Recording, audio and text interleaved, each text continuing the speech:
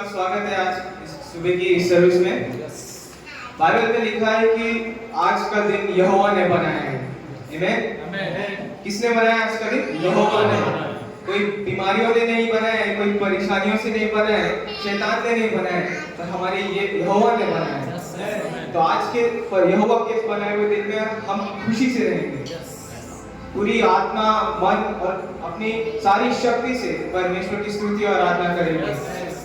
ये फर्क नहीं पड़ता है कि अभी आप लोग किस प्रॉब्लम से गुजर रहे हैं या फिर किस सिचुएशन से आप लोग गुजर रहे हैं। आज हम लोग हमारे पूरा हृदय परमेश्वर की स्तुति और आराधना और महिमा करने के लिए देंगे।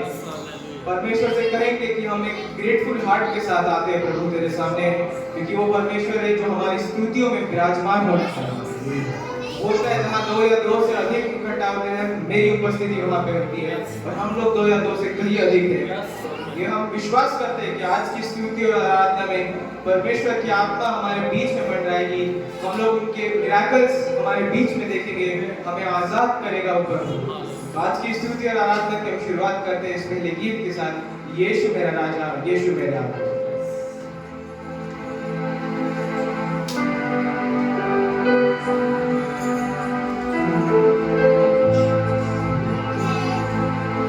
यीशु मेरा राजा, यीशु मेरा आनंद, यीशु मेरा जीवन, यीशु मेरा सब कुछ। सारे मिलकर यीशु मेरा राजा, यीशु मेरा आनंद, यीशु मेरा जीवन,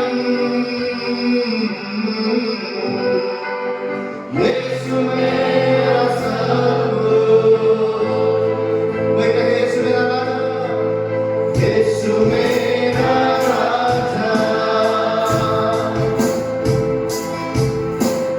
यीशु मेरा आनंद, वही मेरा जीवन है। यीशु मेरा जीवन, यीशु ही सब कुछ है। यीशु मेरा सब कुछ। वो ऐसे कहे, ओ राजा का राजा, प्रभुओं का प्रभु, आदि और अंत तू ही है।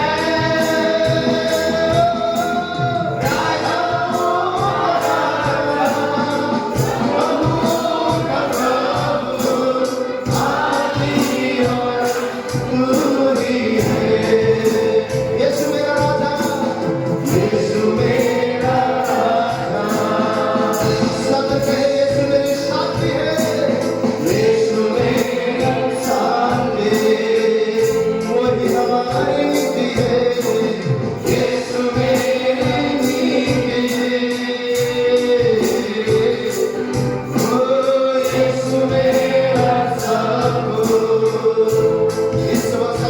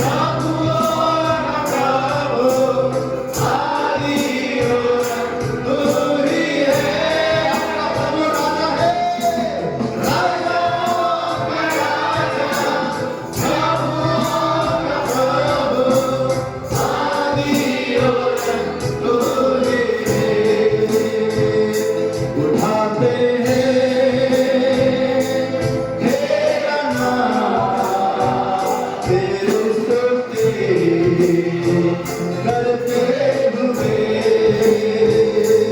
घुटनों पर हम आकर करते हैं तुझसे प्रार्थना। उठाते हैं यीशु का नाम, तेरा नाम, तेरी स्तुति करते हुए वो घुटनों पर हम आकर करते हैं तुझसे प्रार्थना। मिलकर हम गाए प्रभु की स्तुति हो, मिलकर हम गाए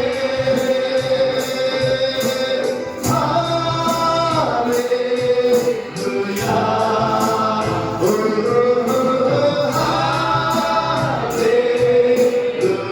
अपने परिस्थिति में उसके नाम को उठाकर उठाते हैं वो तेरा नाम, तेरी स्तुति करते हुए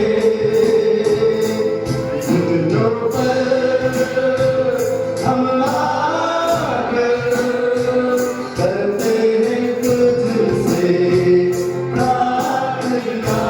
मिलकर हम गाए, ओ मिलकर हम गाए प्रभु की स्तुति हो, मिलकर हम गाए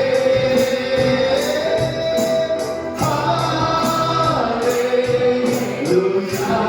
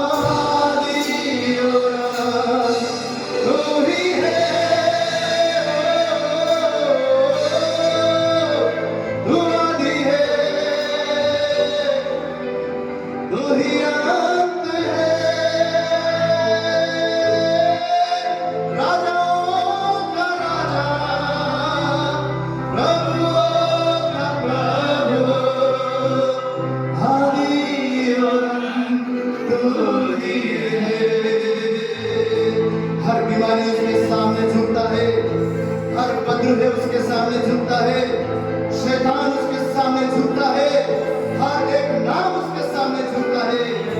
तू आने से पहले अपने जीवन में कबूल करे वो हर घुटना टीके,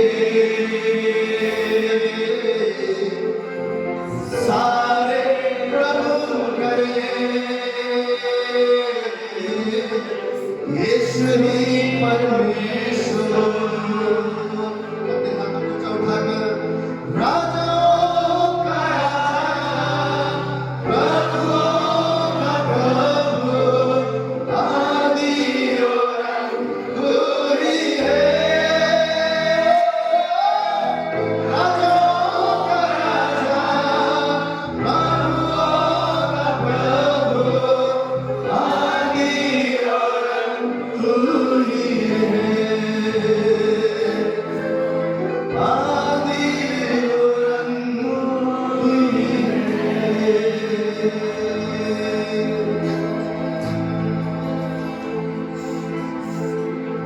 सच में हम कितने अद्भुत प्रभु की स्तुति करते हैं। वो इतना महान परमेश्वर है।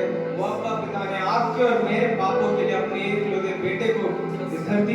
था और यीशु मसीह ने आपके और मेरे पापों के लिए क्रूस पे अपनी जान दी थी।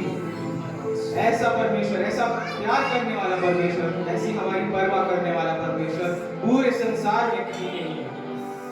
ना कोई कभी था, ना कोई कभी होगा, और जो आपके और मेरे पापों के लिए अपनी जान दे देगा।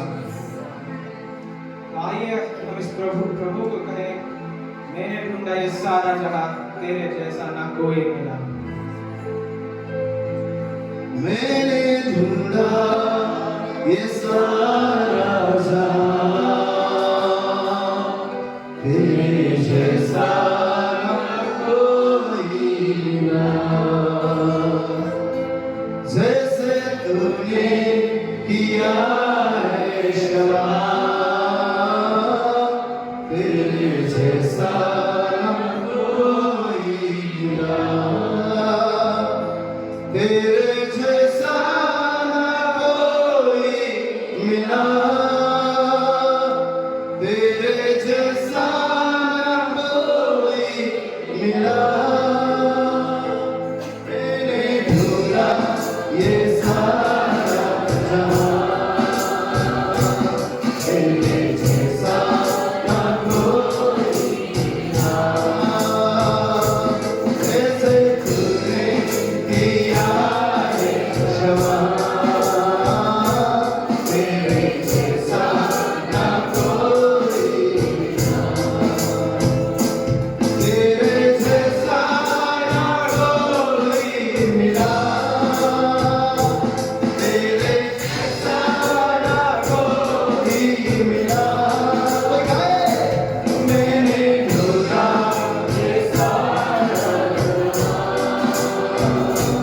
तेरे जैसा ना कोई मिला। ओ जैसे तूने किया है क्षमा, तेरे जैसा ना कोई मिला। पापों का थाकर जब मुझ पे जो ढाले, दुखों में जिंदगी गुजारी थी सारे। पापों का थाकर जब मुझ पे जो ढाले, दुखों में जिंदगी गुजारी थी सारे। मेरे गुनाहों से मुझको बचाए, तूने खुदा अपनी जिंदगी दीवाने। हाँ, मेरे गुनाहों से मुझको बचाए, तूने खुदा अपनी जिंदगी दीवाने। तूने कर दी है कीमत अदा, तेरे जैसा ना कोई मिला। मैंने ढूंढा ये सारा जहां, तेरे जैसा ना कोई मिला।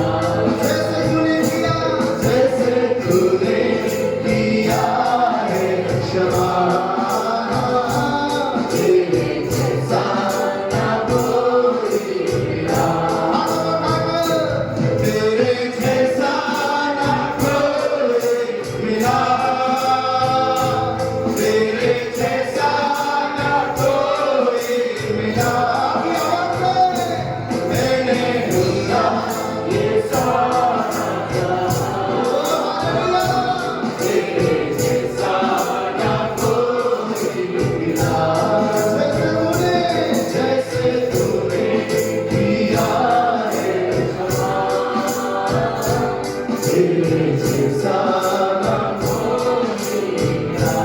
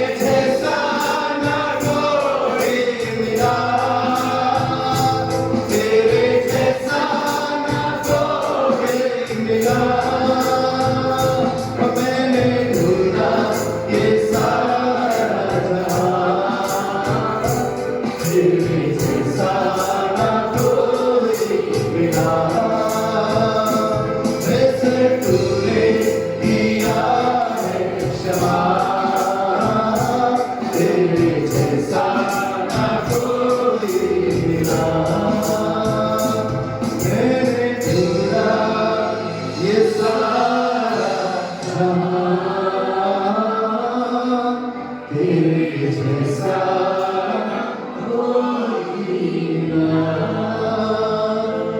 जैसे तूने किया है क्षमा,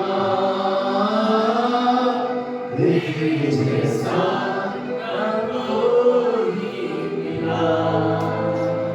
तेरे जैसा कोई ना, तेरे जैसा कोई ना। आइए हम लोग उस यीशु मसीह के लिए जोरदार तालियों का अर्पण देंगे।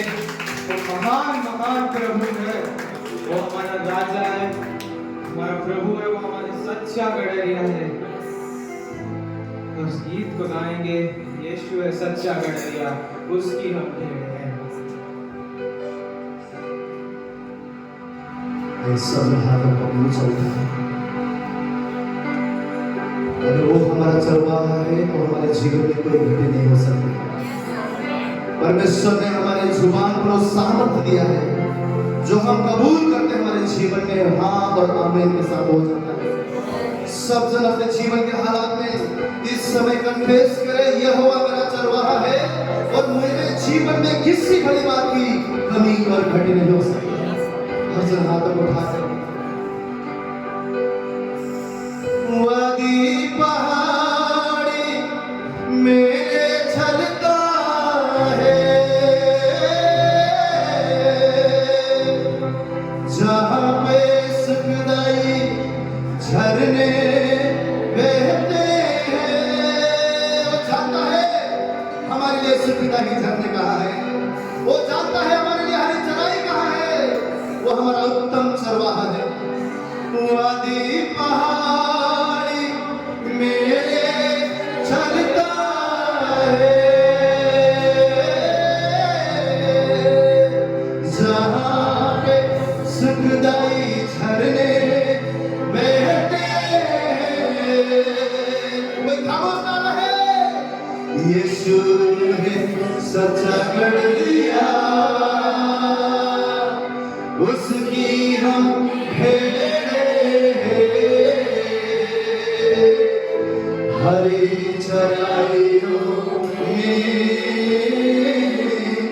हमें चराता है। अपने हाथों को उठाकर हालेलुया आमीन, हालेलुया आमीन, हालेलुया आमीन, हालेलुया आमीन। विश्वास के साथ बड़े आनंद के साथ और आमीन के साथ इस गीत को हम गाएंगे सभी को। यीशु है सच्चा गड़रिया, उसकी हमें हरी चराइयों में हमें चराता। यीशु है सच्चा गड़रिया, उसकी हमें हरी चराइयों में हमें चराता। हालेलुया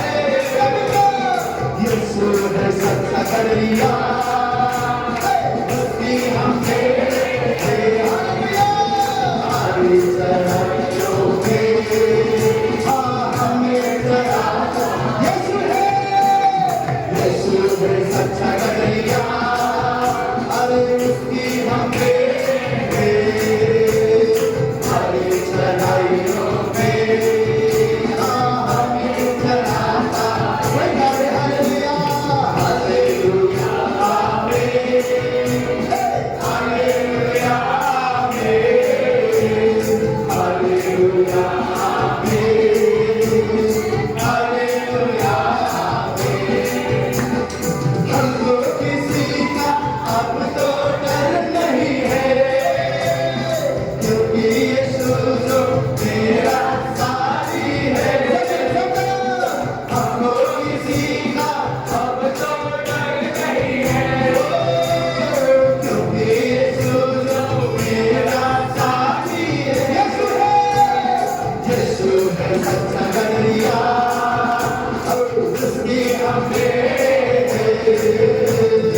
हरी चढ़ाइयों में हमें चढ़ाता यीशु है सच्चा गलिया अरे उसकी हमें हरी चढ़ाइयों में हमें चढ़ाता अपनी आवाज में हालेलुया हालेलुया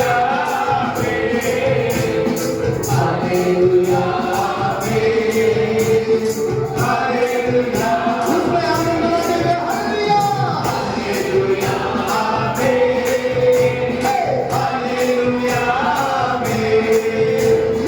हालेलुया हालेलुया यीशु ही हमारा आनंद है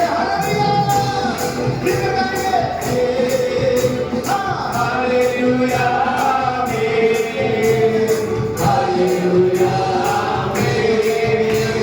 हालेलुया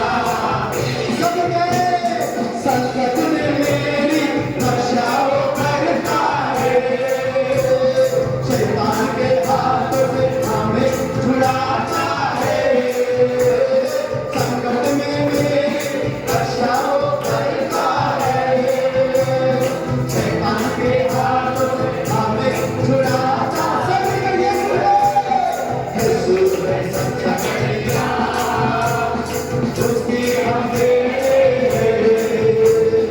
हरी चढ़ाइयों में हमें चढ़ाता अपनी आवाज में हालेलुया हालेलुया हालेलुया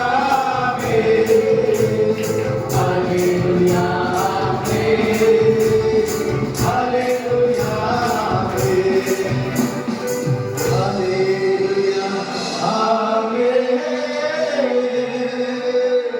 हालेलुया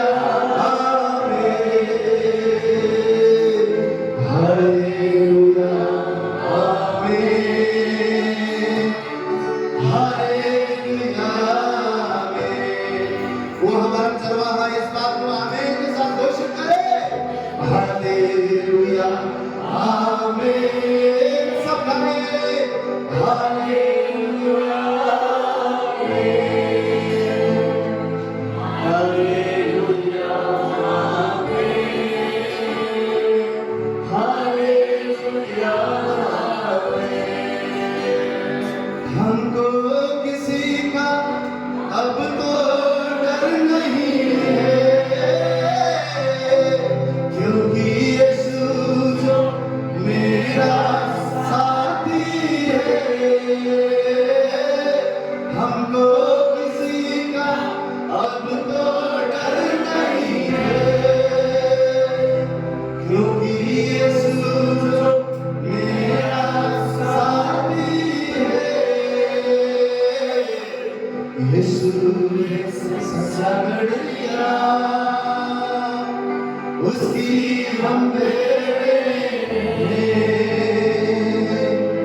हरी चढ़ाइयों में हमें चढ़ाता है हमें चढ़ाता है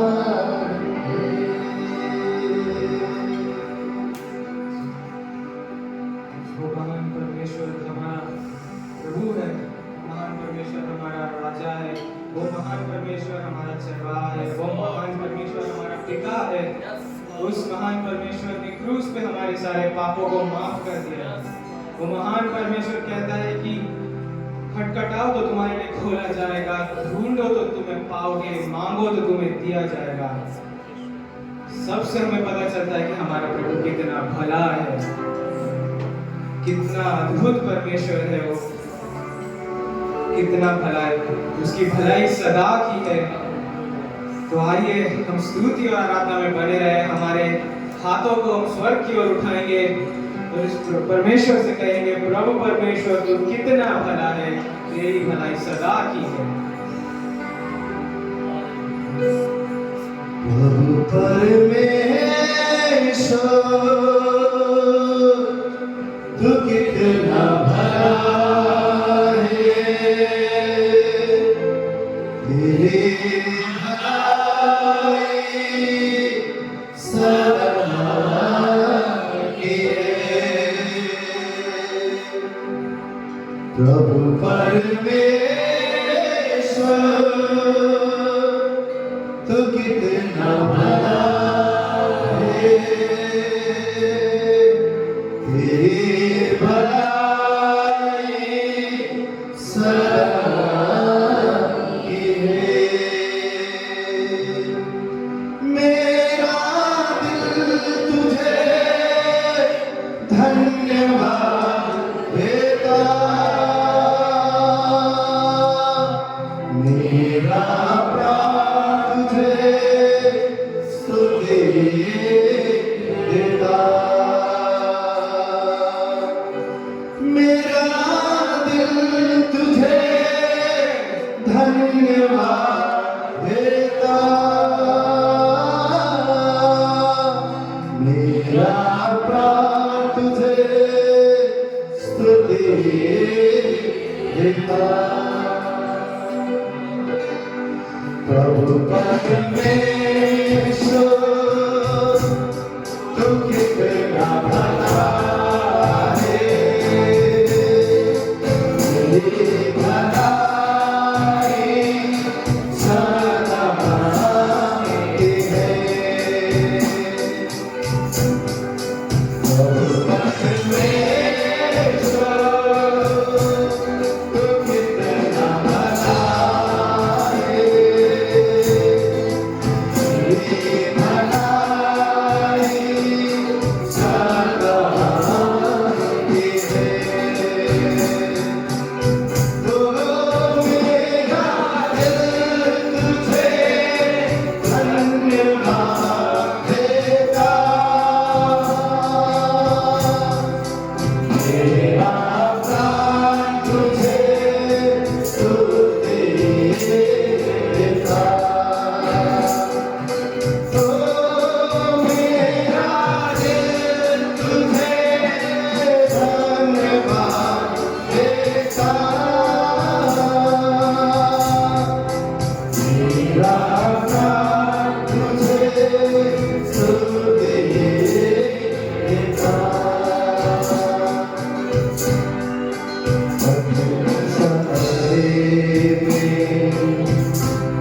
तू मजबूत है, अपने राहों में तू जियाता है। कठिन समय में तू मजबूत है, अपने राहों में तू जियाता है। मेरी दुआएं तू सुनता,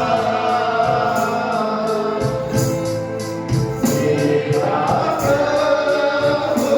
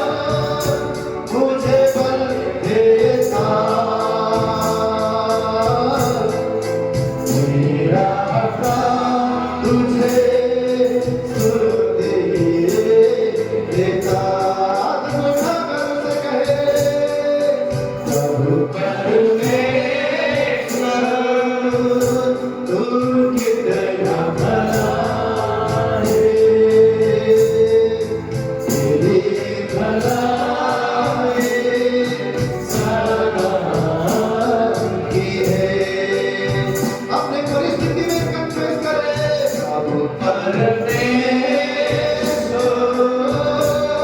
तू कितना भला है तेरी भलाई सदा की है तेरी भलाई सदा की है तेरी भलाई सदा की है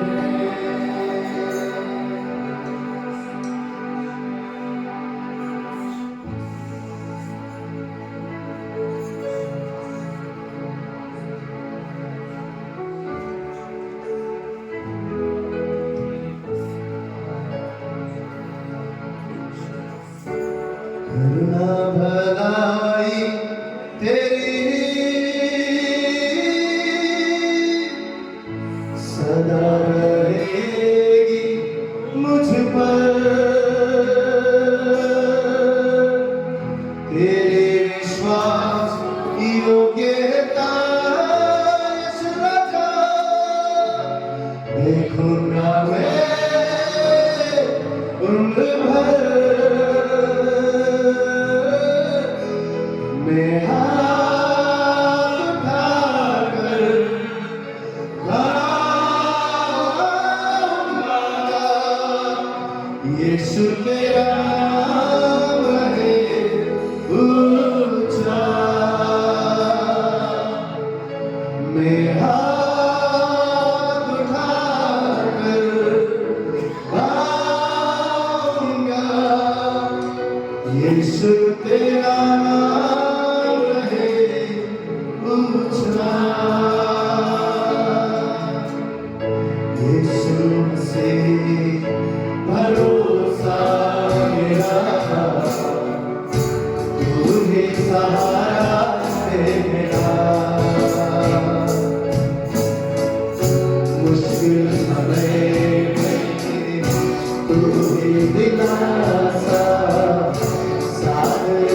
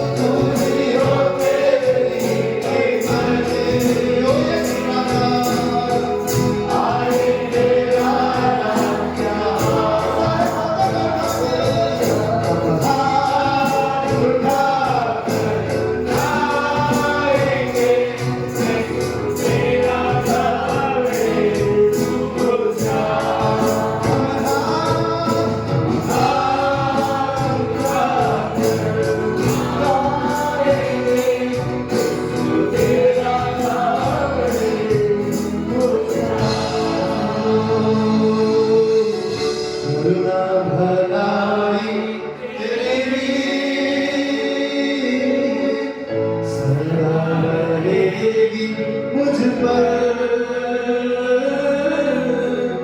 तेरी विश्वास योग्यता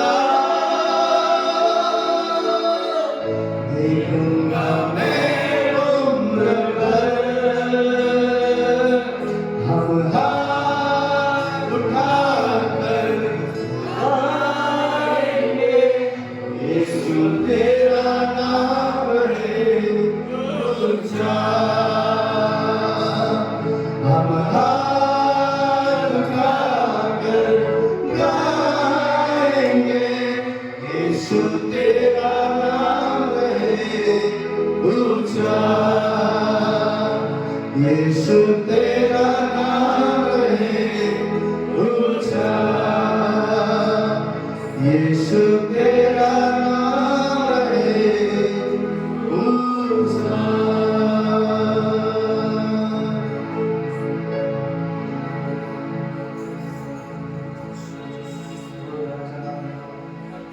सारी महिमा सारा आदर हम तुझे देते हैं प्रभु। धन्यवाद देते हैं कि आज की स्तुति और आराधना में आपकी उपस्थिति हम सबके बीच में थी प्रभु। एक बार फिर हमें उठा प्रभु के वचन से, आज के आने वाले वचन से हमसे बात कर प्रभु। हमें अपने बल से भर, अपनी बुद्धि से भर प्रभु, कि तेरे वचनों को हम हमारे जीवन में अपना सके और अपने जीवन को उन वचनों के हिसाब से अपना सके। आगे का सारा समय, आगे की पूरी सारी सभा हम तेरे हाथों में देते हैं। सारा मान महिमा सारा आदर तुझे देते हैं प्रभु। आमीन। आइए लोग एक जोरदार तालियों में अर्पण देंगे फिर से यीशु मसीह के लिए।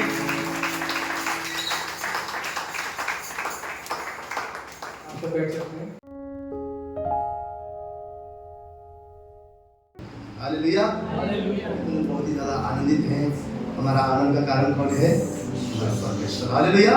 और उसकी उपस्थिति में जैसे बाइबल बोलता है, सच में महान आनंद है। हम सब मिलकर आराधना कर रहे थे, परमेश्वर का महान उपस्थिति हमारे बीच में हम महसूस कर सके। और जब उसकी हुजूरी में हम आते हैं, सारी बातों को हम भूल जाते हैं, सारी कठिनाई को हम भूल जाते हैं, सारी परिस्थिति को हम भूल जाते हैं। वो यही परमेश्वर चाहता है। यीशु मसीह क्यों आया? विश्राम देने के लिए।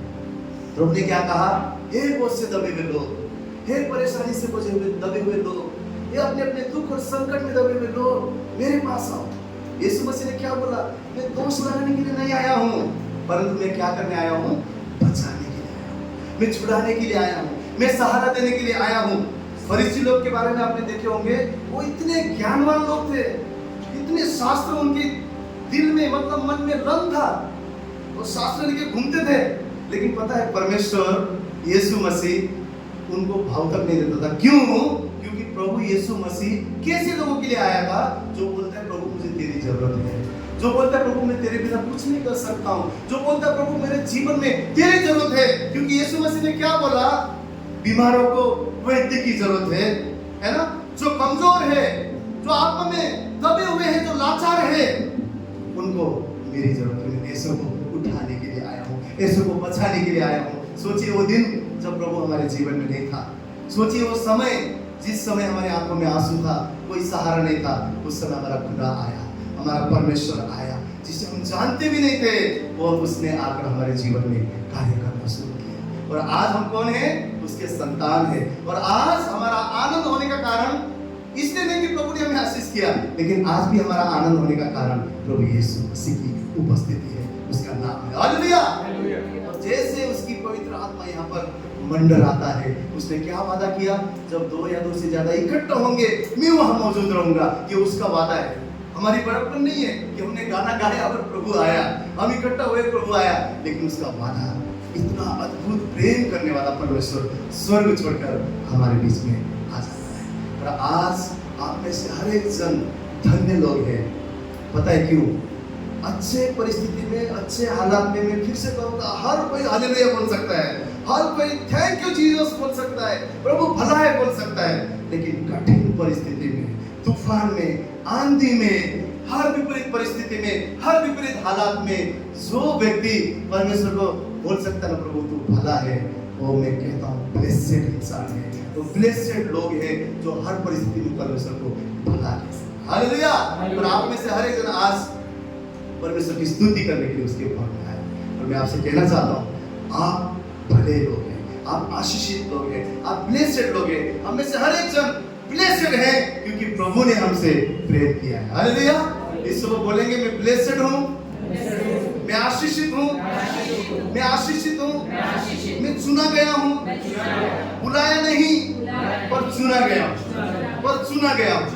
परमेश्वर ने मुझ पर चित्त लगाया है। सोचिए जिसको परमेश्वर प्यार करता होगा जिससे परमेश्वर प्यार करता है वो कितना आशीषित इंसान है, कितना आशीषित। ये बात हम कभी भूल जाते हैं, भूल जाते हैं। इस संसार में हम सोचते हैं कुछ नहीं है, मामूली सी छोटा सा घर है, मामूली सी छोटा सा जॉब है, कोई हमें जानता भी नहीं, अनजान भूमि पर आके बैठे हैं, कोई हमारे आगे पीछे नहीं है, कोई पहचान नहीं है, कोई रिश्तेदार नहीं है, कोई अपने नहीं है।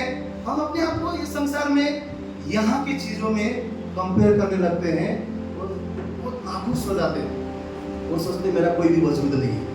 इस सुबह मैं आपसे कहता हूँ सोचिए जो परमेश्वर ने अपनी नजर आप पर लगाया और जिसने अपना एकलौता पुत्र देकर आपसे प्रेम किया, वो कितना महान श्रेष्ठ परमेश्वर ने आपको चुना, आपको सिर्फ बुलाया नहीं, चुना, पवित्र करके आपको चुना, अपना संतान बेटा और बेटी बनाया, हक दिया। आप कितने आशीषित और भरे लोग हैं। मैं कितना आशीषित, हम में से हर एक जन यहाँ पर कितने आशीषित और भरे हैं कि स्वयं परमेश्वर ने आप मुझसे स्नेह किया, कितना प्यार किया, अपना बेटा भी दे दिया, अपना बेटा भी दे दिया। हमें इस संसार में किसी से कोई प्यार मिलता है, मदद मिलता है, कोई हमें कुछ देता है तो हम बोलते हैं मेरे दुख में वो भाई काम आया, वो बहन काम आया, हम उसके ऐसा को याद करते हैं, उसको ब्लेस करते हैं। सोचिए आपको प्रेम करने के लिए उस पिता ने अपना एकलौता बेटा को दे दिया, एकलौता बेटा को दे दिया। और वो परमेश्वर क्या चाहता है पता है? उस प्रेम को हम अंगीकार करें, उस प्रेम को हम स्वीकार करें, उसको प्रेम को हम ग्रहण करें। हम सब इस सुबह पवित्र शास्त्र में से कुछ वचन को देखेंगे। आप मुझसे मेरे साथ सब जन बोल सकते हैं। यिर्मयाह का पुस्तक पहला अध्याय उसका 5वां वचन, कोई इसे जोर से कहे। यिर्मयाह का पुस्तक उसका पहला अध्याय और उसका 5वां वचन, कोई इसे पढ़े। गर्भ में रचने से पहले ही मैंने तुझ पर चित्त लगाया और उत्पन्न होने से पहले ही मैंने तेरा अभिषेक किया। मैंने तुझे जातियों का भविष्यवक्ता ठहराया। हालेलुया। हम सब जन अपने शास्त्र में से पढ़ेंगे, सब जन पढ़ेंगे, एक साथ पढ़ेंगे। गर्भ में रचने से पहले ही मैंने तुझ पर चित्त लगाया और उत्पन्न होने से पहले ही मैंने अभिषेक किया है।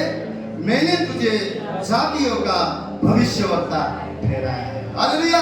कितने जन विश्वास करते हैं वचन मेरे लिए है? कितने जन विश्वास करते हैं इस सुबह? बोलिए ये वचन मेरे लिए, ये वचन मेरे लिए। मेरे परमेश्वर ने माँ के गर्भ में रचने से पहले मुझसे स्नेह किया है, मुझसे चित्त लगाया है, मेरा अभिषेक किया है और जातियों के लिए भविष्यवक्ता ठहराया है, भविष्यवक्ता ठहराया है। Hallelujah, hallelujah. इस वचन से हम क्या जानते हैं? परमेश्वर के प्रेम में शर्त नहीं है। हम लोग किससे प्यार करते हैं? कुछ चीज पसंद आता है ना, अरे वाह कितना सुंदर है, अरे वाह। बहन लोग अगर अच्छा पर्स को देखेंगे बोलेंगे अरे वाह कितना अच्छा पर्स है, कितना अच्छा ड्रेस है। भाई लोग बोलेंगे कितना अच्छा टाई है, कितना अच्छा शूज है, कितना अच्छा जींस है, कितना अच्छा घड़ी है। हम क्या देखते हैं? एक परिपूर्ण चीज होकर जब पेश किया जाता है तब हम बोलते हैं वाह क्या अच्छा है, वाह क्या अच्छा है। परंतु परमेश्वर ने आपसे कब प्यार किया? आपका जब आकृति भी नहीं बना था, आपका जब स्वरूप भी नहीं बना था, आपका जब शरीर भी नहीं बना था, आपका काला है, गोरा है, नीला है, हरा है, कैसा है, कुछ नहीं बना था, आपका स्वरूप भी नहीं बना था। उस समय बाइबल बोलता है कि मैंने तुझसे स्नेह किया है, तुझे चुन लिया है, तेरा अभिषेक कर लिया है, तू जातियों का भविष्यवक्ता बनेगा। हालेलुया। उसके प्रेम में कोई भी शर्त नहीं है कि मैं आजकल कम बाइबल पढ़ता हूँ इसलिए प्रभु मुझसे कम प्यार करता है। मैं आजकल कम प्रार्थना करता हूँ इसलिए प्रभु मुझसे कम प्यार करता है। मैं कभी कभी चर्च जाता हूँ इसलिए शायद परमेश्वर मुझसे कम प्यार करता है। वो इंसान का प्यार नहीं है, वो अगापे प्यार है। हमें जरूर चर्च जाना है, हमें जरूर बाइबल पढ़ना है, हमें जरूर उसकी आराधना करना है, जरूर उसकी संगति में बढ़ना है, बट ये चीज से उसका प्रेम कम ज्यादा नहीं होता है। उसका प्रेम अगापे। कैसा अगापे? जब आप अपने पाप में थे ना, उस समय उस पिता ने अपना बेटा भेजा। जब हम जानते भी नहीं थे, वो यीशु मसीह ने क्रूस उठाकर अपने आप को बलिदान किया। जब हम इस संसार में खोए हुए थे, वो परमेश्वर ने, हम उसको ढूंढते हुए नहीं आए, उसने हमें चुना, उसने हमें बुलाया, उसने हमें ढूंढा। क्यों? क्योंकि उसका प्रेम अगापे है। बहुत बार उस प्यार को पाने के लिए हम बहुत सारी चीजें करने की कोशिश करते हैं कि मैं शायद ये करूंगा तो प्रभु खुश होगा, शायद ये करूंगा तो प्रभु मुझे अतिरिक्त ब्लेस करेगा, शायद ये करूंगा तो प्रभु मुझसे ज्यादा प्यार करेगा। मैं आपसे इस वक्त कहना चाहता हूं, परमेश्वर का प्रेम अगापे प्रेम है। वो कोई मनुष्य का प्रेम नहीं है कि कम ज्यादा हो, उसके मूड के ऊपर वो कम ज्यादा प्यार करे। उसका स्वभाव ही प्रेमी है, उसका स्वभाव ही धर्मी है, उसका स्वभाव ही महान है। वो कभी भी अपने बच्चों को छोड़ नहीं सकता, त्याग नहीं सकता। क्यों? अपने नाम के निमित्त वो कार्य करने वाला परमेश्वर। उसने खुद कहा, मैं तुम्हें कभी नहीं छोड़ूंगा, कभी नहीं त्यागूंगा, मैंने तुमसे स्नेह किया है, मैंने तुम्हारा अभिषेक किया है। और हमारे जीवन में शैतान क्या करेगा? ऐसे सोच और विचार को लाएगा, प्रभु तुझसे प्रेम नहीं करता है, प्रभु की तेरा फिक्र नहीं है। अगर तुझसे प्रेम करता तो ये क्यों हुआ? अगर प्रभु तुझसे प्रेम करता तो ये बीमारी क्यों है, ये गरीबी क्यों है, ये अशांति क्यों है, ये चैलेंजेस क्यों है? शैतान आपके विवेक में इतने सारे चीजें लेकर आएगा और आपको मजबूर करेगा, आपको विवश करेगा कि मैं अकेला हूं, परमेश्वर मुझसे प्यार नहीं करता, और आप उस प्यार को ठुकराने लगेंगे, आप प्रार्थना कम करने लगेंगे, आप संगति में कम आने लगेंगे, आप परमेश्वर से नाराजगी दिखाएंगे। क्यों? क्योंकि आप सोचने लग गए हैं कि मैं परमेश्वर के प्रेम के योग्य नहीं हूं, मैं परमेश्वर के प्रेम के योग्य नहीं हूं। अगर आप यूहन्ना 3:16 पढ़ेंगे तो क्या लिखा है? परमेश्वर ने क्या किया? इतना प्यार किया। लेकिन यूहन्ना का 1:12 में पढ़ेंगे तो क्या लिखा है? जितने वो प्यार को ग्रहण किया। बोलिए क्या किया? क्या किया? जितनों ने वो प्यार को ग्रहण किया, उनके ऊपर उसने अधिकार दिया कि तुम मेरे राज्य के वारिस हो, तुम मेरे संतान हो। किसको अधिकार दिया? किसको अधिकार दिया? सब बोलेंगे किसको अधिकार दिया? जिसने किया। दुनिया भी बोलता है गॉड इज लव, दुनिया भी बोलता है, अन्य जाति भी बोलते हैं God is love, love is God, God is love, love is God. लेकिन आप सिर्फ इतना ही नहीं जानते कि परमेश्वर प्रेमी है, परंतु आपने अंगीकार करने की वजह से आप उस पिता के संतान हैं। लेकिन हमारे कठिन परिस्थिति में, कठिन हालात में शैतान आपके विचारों से बात करता है कि तू छोड़ा हुआ है, तू योग्य नहीं है, तू परमेश्वर के योग्य नहीं है, तू उसके प्रेम के योग्य नहीं है, तू उसके आशीष के योग्य नहीं है, तू उसके चंगाई के योग्य नहीं है। और आपको क्या करता है? उस प्रेम को ग्रहण करने से आपको दूर बना के रखता है, आपको ग्रहण करने नहीं देता है। लेकिन आपको और मुझे जानना है, हर दिन कन्फेस करना है कि मेरा परमेश्वर मुझसे प्रेम करता है। बोलिए मेरा परमेश्वर मुझसे प्रेम करता है, मुझसे प्रेम करता है, मुझसे प्रेम करता है। वो आपके हृदय में शक डालेगा। क्या करेगा? सब जन बोलेंगे क्या करेगा? मैं इसलिए बार बार बोल रहा हूँ क्या करेगा, क्योंकि आपका ध्यान इधर उधर है। क्या करेगा? कैसा शक? सच में हवा को क्या बोला उसने पता है? परमेश्वर ने बोला सब कुछ खा, इसको मत खा, पर हवा के पास शैतान जाके क्या बोला पता है? क्या सच में परमेश्वर ने कहा? क्या सच में कहा? उसके मन में ना शक डाल दिया। कहां तक गया? कहां तक गया? शक डाल दिया। आज शैतान यही करता है। सच में परमेश्वर चंगाई करने वाला है क्या? सच में हमारे जीवन में अच्छे दिन आने वाले हैं क्या? सच में बीमारी से मैं चंगाई पाने वाला हूँ क्या? सच में ये कर्जा, ये गरीबी, ये श्राप मेरे जीवन में टूटने वाले हैं क्या? शैतान आपके हृदय में क्वेश्चन मार्क डालेगा, शक डालेगा, क्योंकि उसने हवा के साथ में भी वही किया। क्या सच में परमेश्वर ने कहा? यहाँ तक कि यीशु मसीह को किसी ने छोड़ा, क्या बोला? यदि तू, वो तो जानता है ना परमेश्वर का पुत्र है, परमेश्वर का पुत्र वो जानता है, फिर भी यीशु मसीह को उसने क्या बोला? यदि तू परमेश्वर का पुत्र है तो इस पत्थर को रोटी बन जा बोला। उसके अंदर भी शक लेकर आया। लेकिन हवा और यीशु मसीह में फर्क क्या था?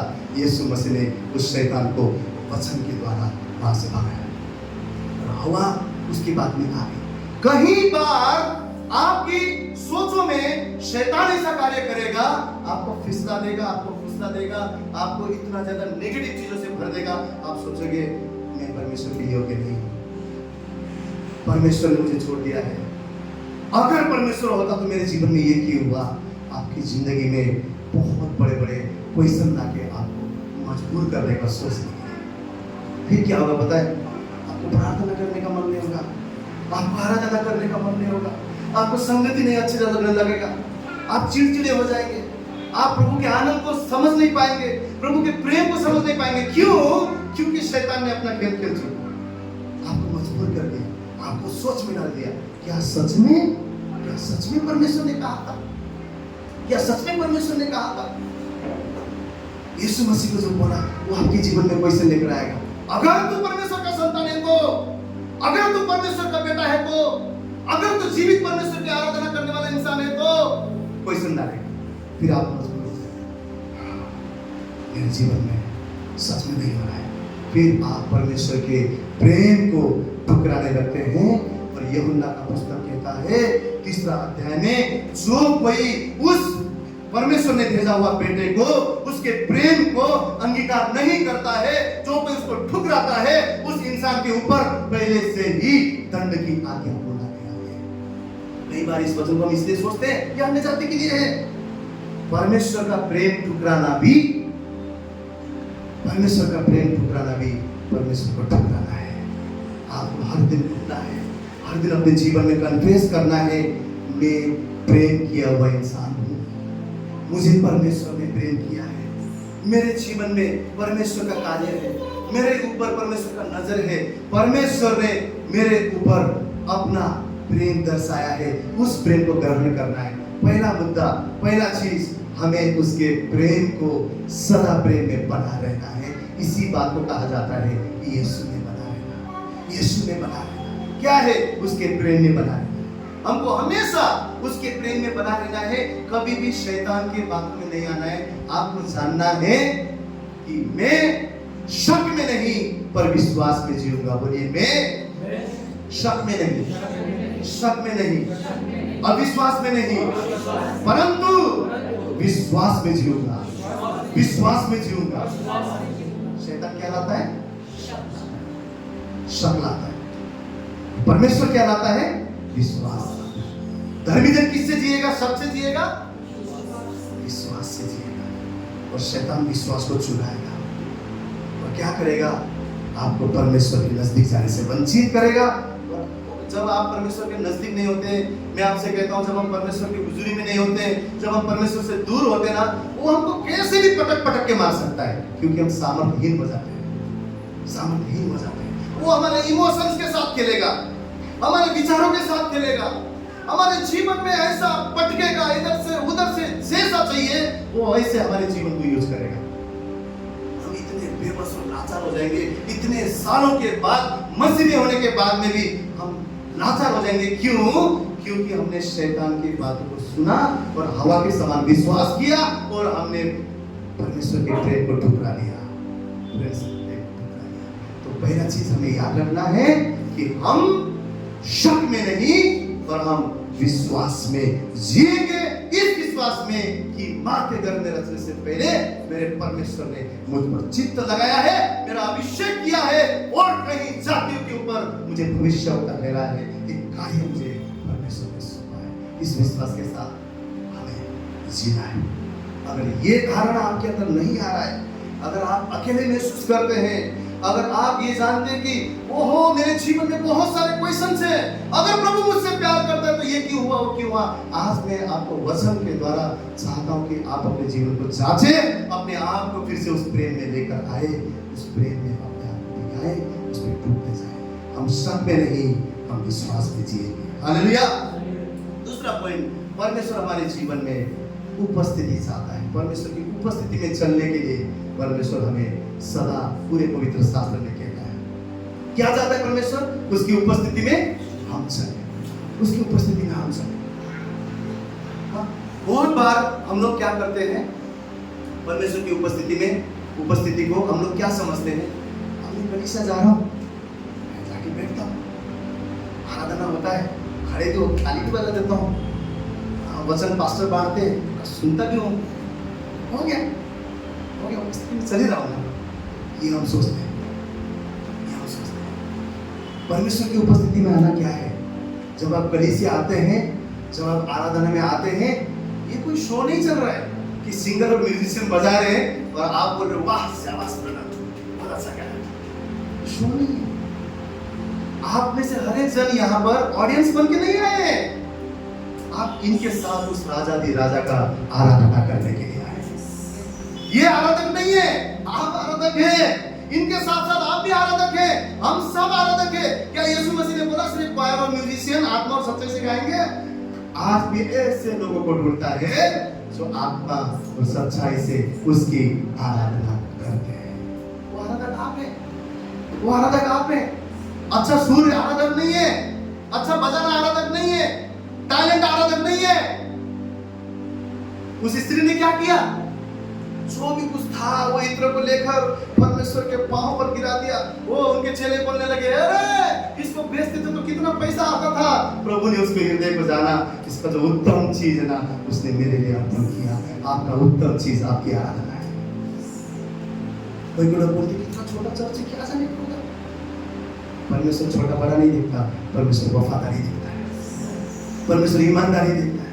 आप कितना ईमानदार होकर उसकी भक्ति करते हैं, कितना ईमानदार होकर उसके लिए गीत गाते हैं, कितना आप पहला सब कुछ त्याग कर प्रभु मैं यहाँ हूँ तेरी आराधना करने के लिए, कितना आप हर एक परिस्थिति में उसको सच्चे हृदय से बोलते हैं प्रभु तू भला है। क्या है सच्चाई, क्या है सच्चाई, छुपाना नहीं, हाँ? पूरे हृदय से प्रभु सच में तू भला है, सच में तू महान है, सच में तू अद्भुत है। ऐसे आराधक को आज लोग बोल रहा है। और वो परमेश्वर आदम से क्या बोल रहा है, मेरे जीवन में आपके जीवन में वो क्या चाहता है, उसकी उपस्थिति को चाहता है, उसकी उपस्थिति को चाहता है। और उसकी उपस्थिति के बिना आपके और मेरे जीवन में सब कुछ व्यर्थ है। आपने कभी शपोपदेशक के पुस्तक पढ़े होंगे, वो पुस्तक को आप कभी पढ़िए, शुरुआत से लेकर आखिर तक व्यर्थ है, व्यर्थ है, व्यर्थ है, व्यर्थ है, कमाना व्यर्थ, काम व्यर्थ, ये व्यर्थ, वो व्यर्थ, सब कुछ व्यर्थ है, व्यर्थ है। किसके बिना पता है, परमेश्वर के बिना। आप इस संसार में मैं बोलता हूं इतने धनवान हो सकते हैं, लेकिन परमेश्वर नहीं है ना, एक दिन वो महसूस आप करेंगे मैं खोखला हूं, मैं कुछ भी नहीं। इस संसार में आपका बहुत बड़ा नाम हो सकता है, वो एनोइंटेड वन बोलेंगे लोग, क्या काम करता है, क्या लोगों को गिराता है, क्या चंगा करता है, बहुत कुछ बोलेंगे। पर अगर परमेश्वर की उपस्थिति आपके जीवन में नहीं है, एक दिन आप वही संसार में, वही जगह पर खोखला हो जाएंगे। क्यों? क्योंकि परमेश्वर की उपस्थिति के बिना आपका नाम भी व्यर्थ है, आपका धन भी व्यर्थ है, आपका काम भी व्यर्थ है, आपके जीवन के हर मुकाम व्यर्थ है परमेश्वर के बिना। शपोपदेशक के पुस्तकों को घर में पढ़िए, आपको ऐसा लगेगा फिर क्यों जीना है, वो परमेश्वर के बिना है। पर परमेश्वर के साथ आपके आशीष में भी भरपूरी है, आपके कमियों में भी भरपूरी है, वो आपके थोड़ी परेशानी में भी भरपूरी है। कोई भी बात आपको चिंतित नहीं कर सकता, क्योंकि परमेश्वर की उपस्थिति आपके पास है। हालेलुया। कुछ भी होने दे, परमेश्वर की उपस्थिति आपको क्या करेगा, फिर से बनाना शुरू करेगा, फिर से आनंद देना शुरू करेगा, फिर से आशा लेकर आएगा। नहीं बच्चा, मैं हूँ, परमेश्वर बात करेगा, फिर से आपके रात के समान जीवन में धीरे धीरे धीरे धीरे सुंदरता लाना चालू करेगा, तब जब परमेश्वर की उपस्थिति आपके जीवन में बना रहे। आप मेरे जीवन में परमेश्वर की उपस्थिति की बहुत ज्यादा जरूरत है। हम कलीसिया आते हैं, जब पास्टर वचन बांटता है, क्या कर रहा है, क्या कर रहा है। एक स्त्री ने कंप्लेन किया पास्टर को अपने चर्च में, क्या बोला, पास्टर मैं अगली संडे से ना चर्च नहीं आऊंगी, वो मेरे बारे में ऐसा बोलता, वो मेरे प्रेशर नहीं पड़ता, वो सिस्टर प्रेशर करती, मैं नहीं आऊंगा, नहीं आऊंगा। पास्टर बोला ओके, उससे पहले एक काम देता हूँ मैं आपको, एक चम्मच में पानी दो और ऐसे मुंह से दबा के एक राउंड मार के आप बोलता है, देखता हूँ आप कितने, आप में कितना ताकत है। वो सिस्टर चम्मच से पानी देकर पूरा चर्च के बाद हॉल में राउंड मार के आती है, बोलती है पास्टर जी एक भी बूंद नहीं गिरा। पास्टर बोला क्यों नहीं गिरा, पता है, क्योंकि आपका फोकस यहाँ था। इसका मतलब कलीसिया में जब आप लोगों के ऊपर फोकस करोगे, आपको लगेगा वो मुझसे बात नहीं करती है, मुझसे बात नहीं करती है, मुझसे ऐसा करते हो, मुझसे वैसा करते। जैसे तुमने यहाँ पर फोकस रखा ना, कलीसिया यीशु में फोकस करने के लिए आओ, कलीसिया परमेश्वर को देखने के लिए आओ। हाँ, बहुत सारे लोग चर्च में होते हैं लेकिन चर्च में नहीं होते हैं, नहीं होते। उसने क्या पहना, उसका ड्रेस का कलर क्या था, उसने प्रार्थना के टाइम में आंख खोला था इतना बड़ा, हमको क्यों दिखाई दिया, क्योंकि हमने देखा, हमारा ध्यान नहीं था ना, किसने देखा। उस स्त्री को पास्टर ने बोला, वो समझ गई कमियां उनमें नहीं, कमियां मुझ पर है।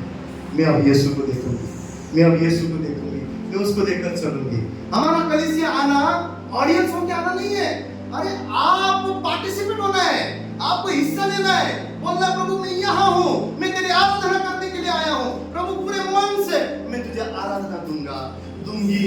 आज जो तेरे दास के द्वारा वो वचन आएगा, वो उस मैसेज को मैं सुनूंगा।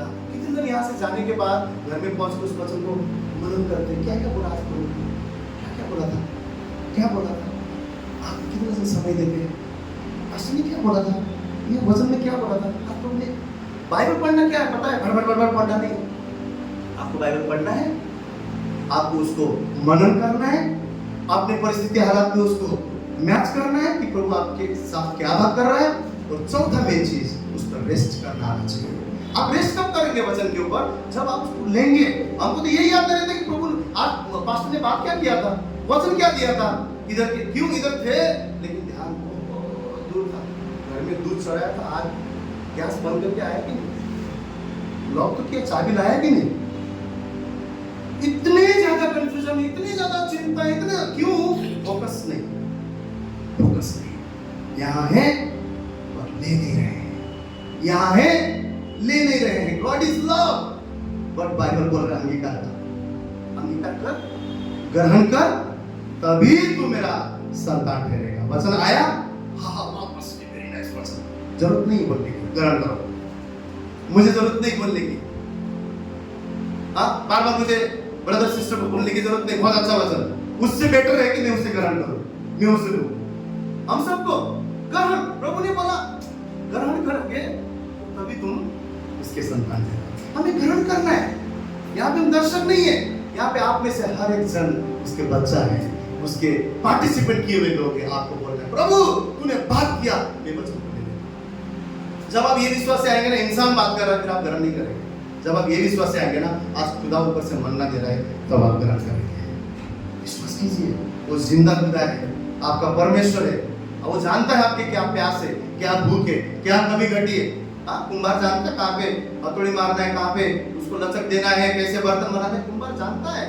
हम अपनी बुद्धि ना लगाए, उसको पता है हमें कैसे बनाना है, कैसे बनाना है, वो हमें जानता है। तो परमेश्वर क्या चाहता है, उसकी उपस्थिति को हम खोजे। उसकी उपस्थिति में हम कैसे आएंगे, आप आराधक बनकर आएंगे, आप वचन लेकर जाने वाले बनेंगे।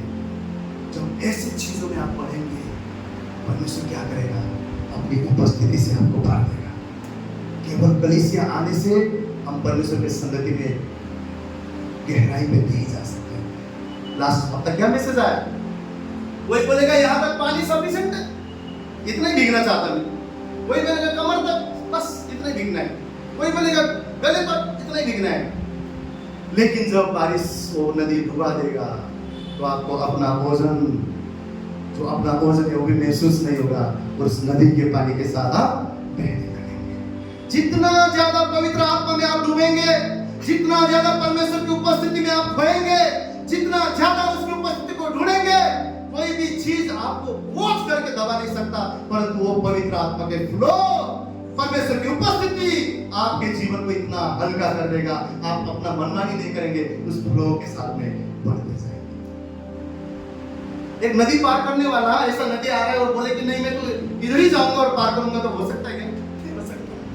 उसको पार करना है ना, वो यहाँ से शुरू करेगा और बहाव में जाते जाते जाते जाते जाते वो दूर जाके पार करेगा। क्यों?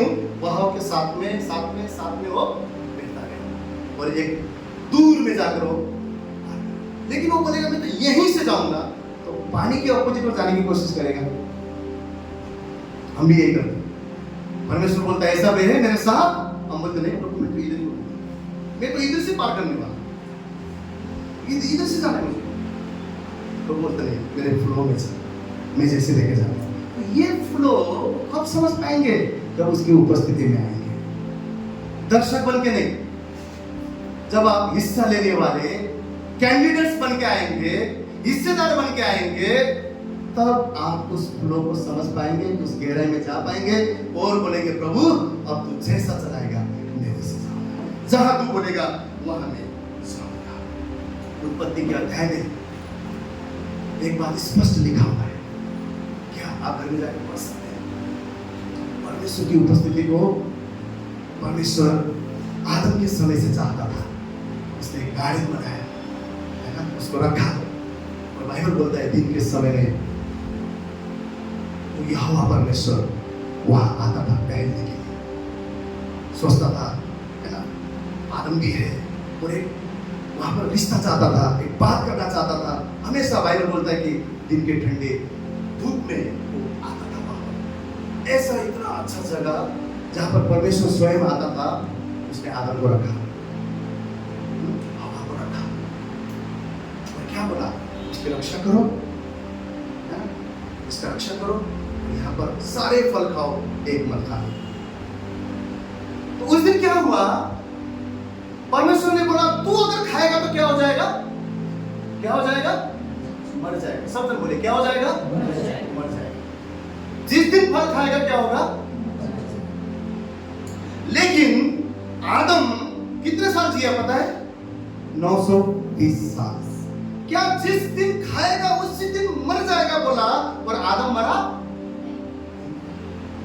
नहीं मरा। लेकिन उस दिन एक चीज मरा। क्या मरा पता है?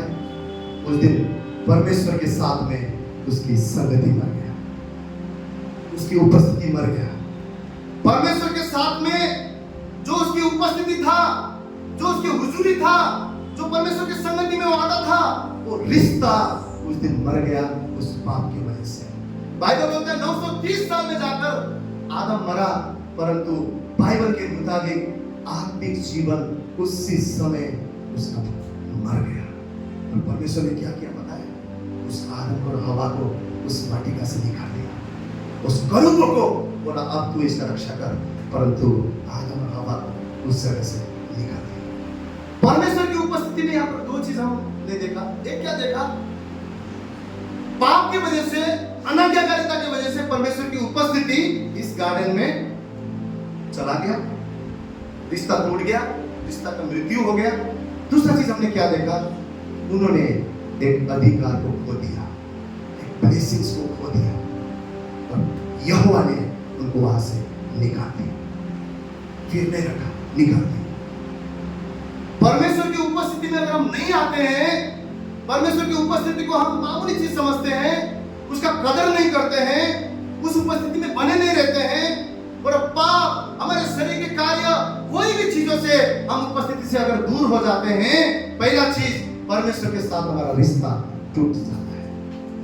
दूसरा चीज, आपके जीवन में कोई भी अधिकार नहीं बचता, कोई भी अधिकार नहीं बचता। ब्लेसिंग्स आपके जीवन से छीना जाता है, आत्मिक शक्तियां आपके जीवन में नहीं रहता। क्यों? परमेश्वर आपके जीवन में नहीं है। लेकिन यह चीज को को पूरा किसने किया पता है? प्रभु यीशु मसीह। क्या किया?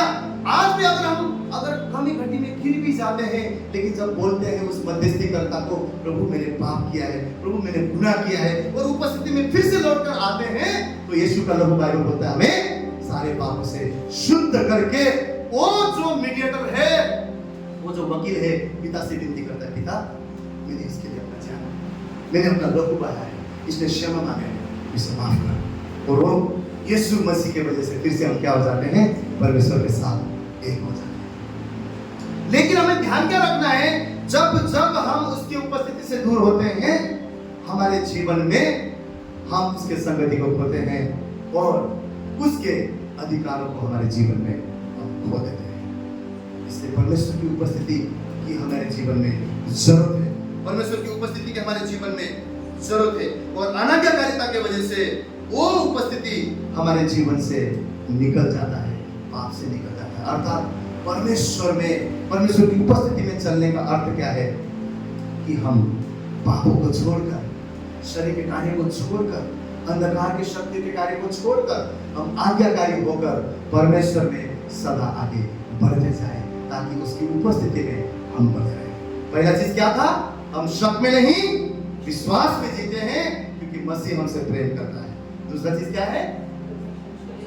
परमेश्वर चाहता है कि हम उसकी उपस्थिति में चले, क्योंकि वो चाहता है कि हम उसके ताकत से और बल से सदा बने रहें, उसके उपस्थिति में, उसके महान सामर्थ्य में सदा हम बने रहें, क्योंकि उसकी उपस्थिति में ही हमारे पास अधिकार है, उसकी उपस्थिति में ही हम उससे जुड़े रहते हैं। अभी तीसरा पॉइंट है, परमेश्वर चाहता है कि हम सिद्ध होते जाएं। कितने जन सिद्ध होना चाहते हैं? कितने जन सिद्ध होना चाहते हैं? वही सिद्ध होना चाहता है जो सोचते हैं मैं कमजोर हूँ, मुझमें अभी भी कमी है। जो बोलेगा मैं तो सब सर्वगुण हूँ, तो उनको सिद्ध होने की जरूरत नहीं है ना? इसलिए प्रभु भी बोला मैं सिद्ध जो नहीं है उनको करने के लिए आया हूँ, कमजोरों के लिए आया हूँ। आप मुझे सिद्ध करना चाहता है कौन? परमेश्वर। हम सब सिद्ध होना चाहते हैं, पर आज मैं आपसे कहता हूँ सिद्ध होने का प्रोसेस बहुत कठिन है, बहुत कठिन है। ब्रदर कोई इजी तरीका? हमारे पास म्यूजिक सीखने आते हैं काफी जन, जब हम कॉर्ड वगैरह बताते हैं गिटार में, कीबोर्ड में, तो अधिकतर लोग बोलते हैं इसका कोई इजी तरीका है क्या? दूसरा इसमें बहुत जम नहीं रहा है, बहुत मुश्किल हो रहा है। फिर आपको क्या बोलना पड़ता है? एक आइडिया है। क्या है वो आइडिया? प्रैक्टिस। क्या है? प्रैक्टिस। आइडिया है, लेकिन वो आइडिया का नाम क्या है? प्रैक्टिस। वो आइडिया है। वैसे ही हमको सब कुछ सिद्ध होना है, लेकिन सिद्ध होने का प्रोसेस हम कितना भी चाहें इजी है क्या? इजी नहीं। सिद्ध होने के लिए काफी कठिन बड़ी चीजों से हमको जाना पड़ेगा, जो हमें बाइबल सिखाता है। और हम में से हर एक जन को परमेश्वर चाहता है कि सिद्ध हो। हम लोग वचन को निकालेंगे, कोई पढ़े पहला पत्रस 5वां अध्याय और उसका 10वां वचन।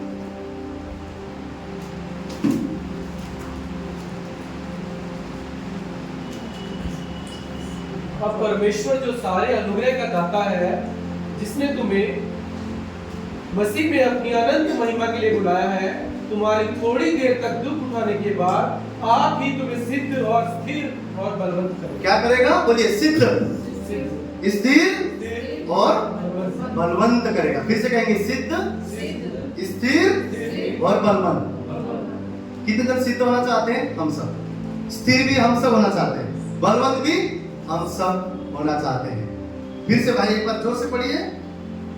अब परमेश्वर जो सारे अनुग्रह का दाता है, जिसने तुम्हें मसीह में अपनी अनंत महिमा के लिए बुलाया है, तुम्हारी थोड़ी देर तक दुख उठाने के बाद आप ही तुम्हें सिद्ध और स्थिर और बलवंत करेगा। क्या करेगा? सिद्ध करेगा, स्थिर करेगा और बलवंत करेगा। लेकिन उससे पहले एक प्रोसेस है। वो प्रोसेस का नाम क्या है? दुख उठाना पड़ेगा। दुख उठाना पड़ेगा।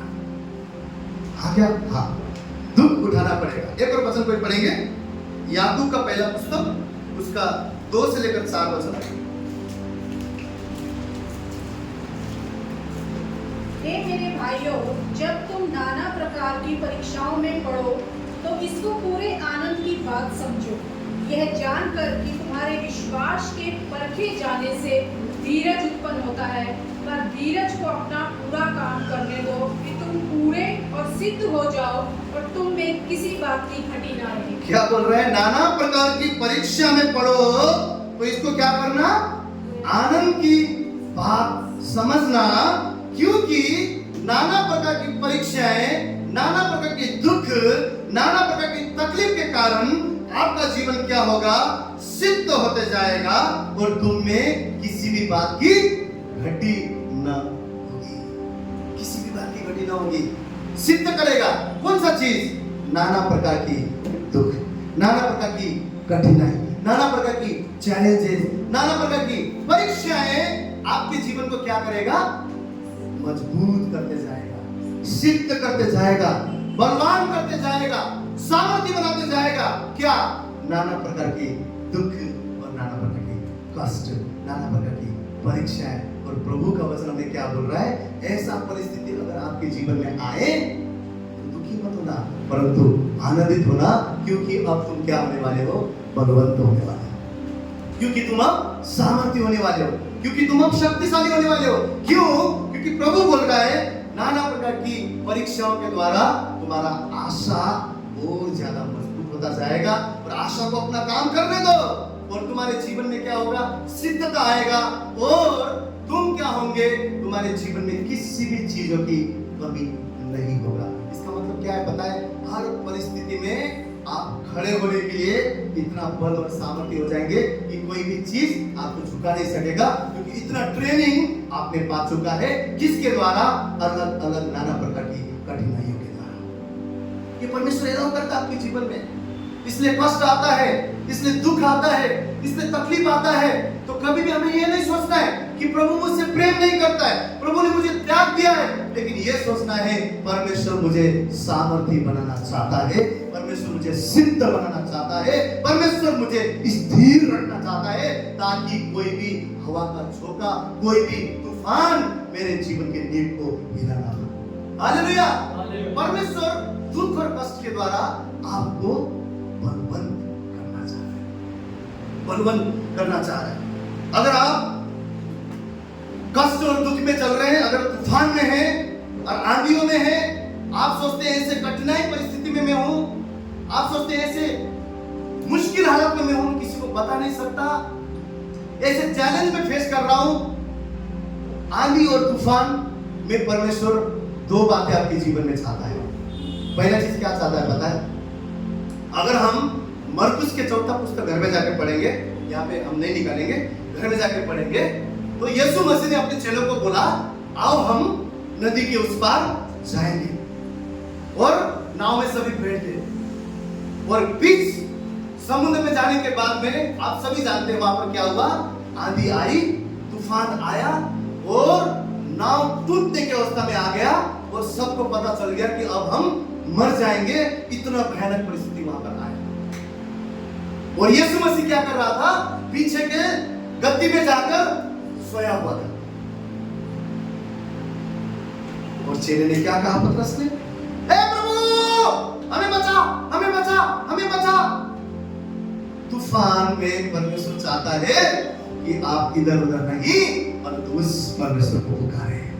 कभी कभी परमेश्वर इसलिए अलाउ करता है ताकि आप मनुष्य के ऊपर नहीं, परमेश्वर पर निर्भर होकर चले।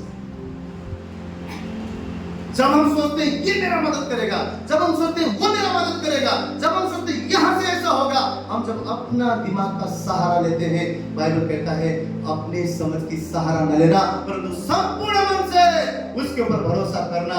तूफान में आपका संपूर्ण मन परमेश्वर चाहता है उसकी ओर बढ़े जाए। चिल्लाओ! और यीशु मसीह ने क्या किया? उठा, उस तूफान और आंधी को डांटा और शांत किया।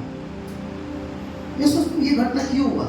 नदी के उस पार की घटना को आप देखेंगे ना, वहां पे एक इंसान था जिसको बाइबल बोलता है ऐसा खतरनाक परिस्थिति था उसके जीवन में, हर कोई भी उसके नजदीक जाने से घबराता था, क्योंकि उस इंसान को एक शैतान नहीं, दो शैतान नहीं, पर शैतानों का सेना उसके ऊपर घुसा हुआ था।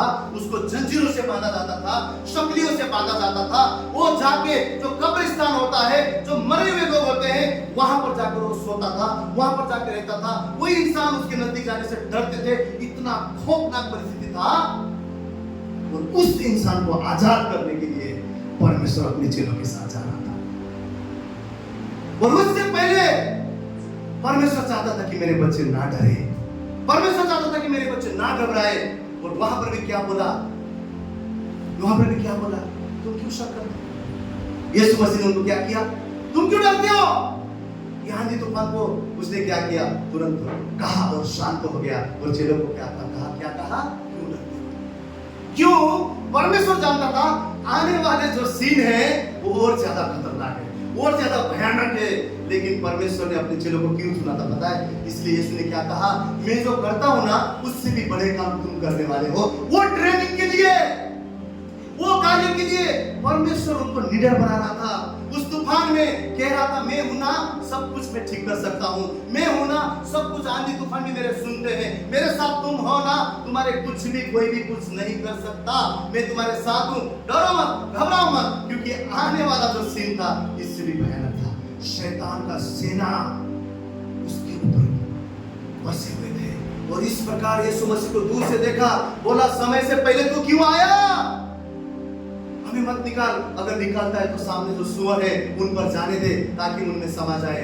परमेश्वर ने सारे सेनाओं के शैतान को निकाला और इंसान को आजाद किया, आजाद किया, आजाद किया। क्यों परमेश्वर आपके जीवन में आंधी और तूफान को लेकर आता है? क्योंकि एक आप परमेश्वर को देखें और जान जाएं कि वो आंधी तूफान को शांत कर सकता है, उसे पुकारे।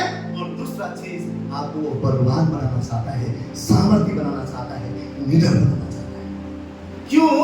क्योंकि हमने इससे पहले क्या पढ़ा था यिर्मयाह में, कि तुम क्या होंगे, जातियों का भविष्यवक्ता ठहराया है। भविष्यवक्ता कौन है? जो परमेश्वर के शब्द को लोगों के जीवन में लेकर आते हैं, जो परमेश्वर की इच्छाओं को लोगों के जीवन में लेकर आते हैं, परमेश्वर की मर्जी को लोगों के जीवन में लेकर आते हैं। परमेश्वर ने कहा, तुम कई जातियों के ऊपर मेरे सुसमाचार को देने वाले लोग ठहरोगे, मेरे अभिषेक को बांटने वाले लोग ठहरोगे, मेरे बातों को कईयों के जीवन में उज्ज्वल करने वाले लोग ठहरोगे। इस कार्य के लिए परमेश्वर ने आपको मुझे चुना है।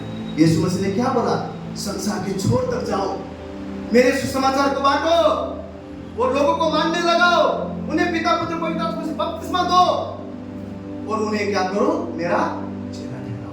यही कार्य हमने यिर्मयाह की पुस्तक में भी पढ़ा कि जातियों के ऊपर मैं तुम्हें भविष्यवक्ता बनाऊंगा, जो परमेश्वर के उद्धार के सुसमाचार को लोगों में बांटेगा। वो कार्य करना इतना आसान नहीं है।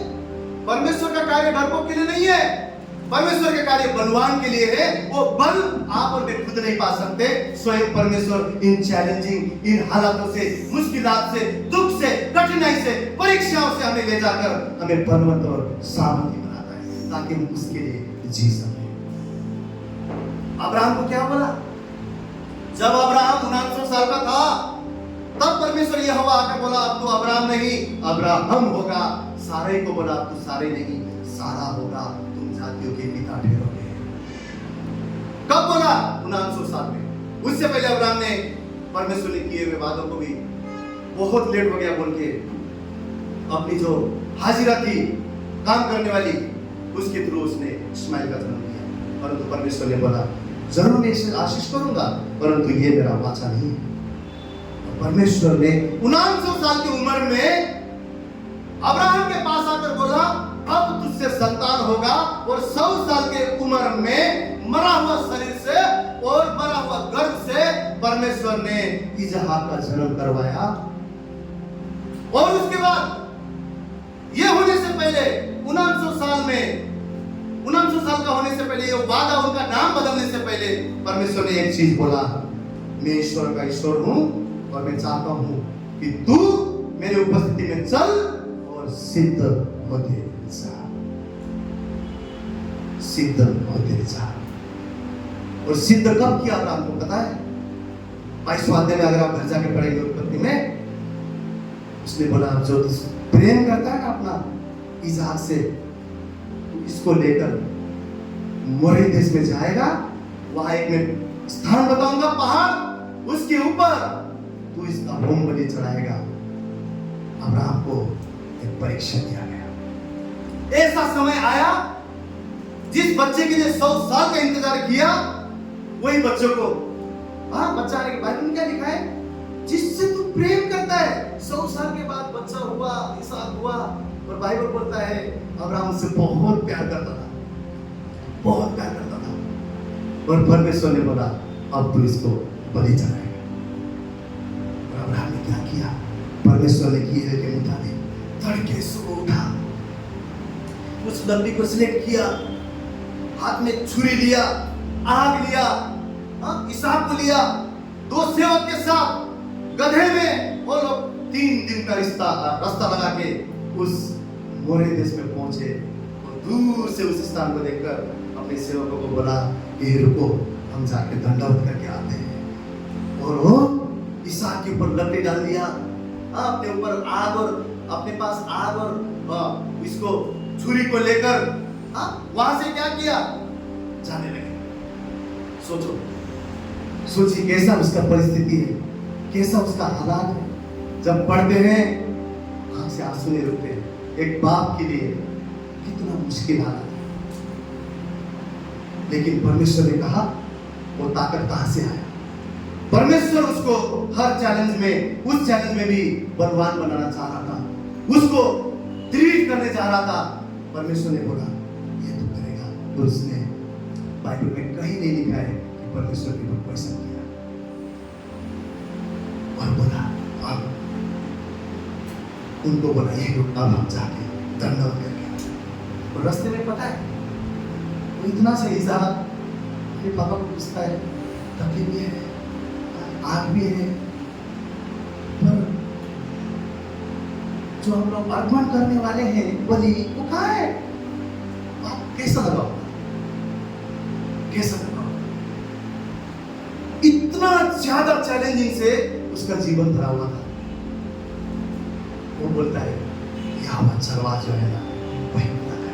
और जाते हैं और वो जगह पर जाकर उस लकड़ी को बिछाता है, और बाइबल में लिखा है इसहाक के हाथ को बांधता है, पैर को बांधता है, उसके ऊपर लेटाता है, और जो छुरी लिया था उससे उसका अर्पण करने लगता है। तभी स्वर्ग से आवाज आता है, परमेश्वर बोलता है मैंने जान लिया है, मैंने जान लिया। सोचिए 100 साल की उम्र में वेट करने के बाद, परमेश्वर ने आशीष देने के बाद, परमेश्वर बोलता है इसका बलि कर। वो इंसान जिससे वो प्रेम करता अपने बच्चे को लेकर यहाँ कर। क्यों इतना चैलेंजिंग उसके जीवन में आया?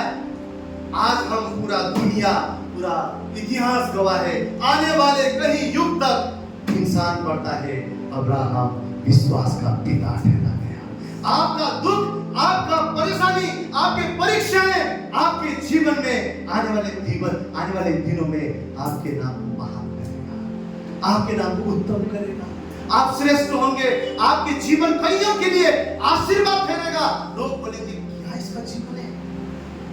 आपके जीवन को देखकर लोग आशीर्वाद पाएंगे, आप कईयों के लिए आशीष ठहरेंगे, आप कईयों के लिए भविष्यवक्ता ठहरेंगे, आप कईयों के लिए अभिषेकित किए हुए परमेश्वर के संतान ठहरेंगे। क्यों? क्यों आप परीक्षा के लिए दृढ़ नहीं कर पा रहे।